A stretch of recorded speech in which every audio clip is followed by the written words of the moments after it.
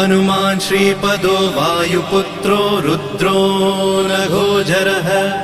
अमृत्यवीरवीरश्च ग्रामवासो जनाश्रयः धनदो निर्गुणः शूरो वीरो निधिपतिर्मुनिः पिङ्गाक्षो वरदो वाग्मी सीताशोकविनाशकः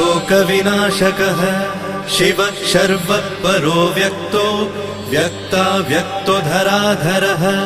पिङ्गकेशः पिङ्गरोमा श्रुतिगम्यः सनातनः अनादिर्भगवान् देवो विश्वहेतुर्जनाश्रयः